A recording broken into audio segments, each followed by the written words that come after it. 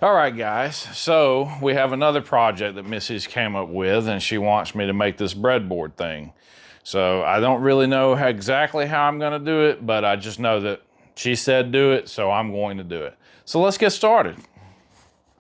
All right, so I decided that we would go with a 16-inch by 10-inch wide breadboard. So we're gonna start cutting now. All right, time to get to ripping.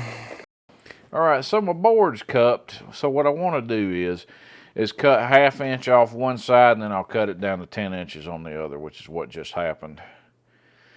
I make my marks fine center. I'm gonna mark it 10 inches up because I essentially want it to be 10 by 10 wide on the breadboard portion, and then have my handle come down in. So I just hand sketch it out, and it'll have a nice handmade look. It's not gonna be perfect by any means because I'm just sketching it around.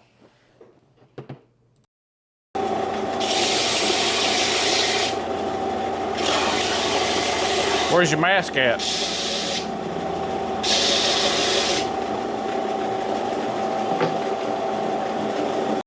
All right, time to get the jigsaw out, put some curvy little curves on it, and then we'll sand it down to its final on that sander that Missy was just using. All right, easy peasy. Moving on. All right, we sanding our curves, and what I do is I rotate it around so I can get a smooth sand around it. That way it's got a nice contour. I was having a problem with dust, so I had rigged up my shop vac to be able to suck it in, but it didn't matter, it didn't work. So I just keep going moving backwards and forth between the belt sander and the disc sander, getting the curves roughed in. I'm going to use a different type of sander in a minute, which I'll talk about that in the video.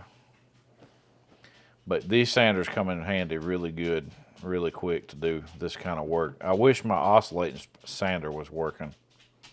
All right, guys, now we got a general shape going on. I like it. It's pretty even on both sides. I'm liking the way it looks. It feels good in the hand. So now what I'm going to do is I'm going to use my random orbital sander. I'm just going to kind of sand it until I get to the point to where I have to hand sand it. All right, let's move on. So using a random orbit sander with 120 grit sandpaper made it where I didn't have to hand sand it when I was done. I just slowly worked around the corners and the curves and fade them in. It's not much work, and it gives a nice handmade appearance. All right, guys, this is our little breadboard. It looks really good. I did a lot of sanding. I could have used a router to round over the edges, but that doesn't give it that homemade look, and I would like for stuff to have its homemade look. The only thing I'm not doing in this video is punching a hole right here for the string to go through, but we'll do that at a later date. Right now, it's fixing to storm, so we gotta call it a day.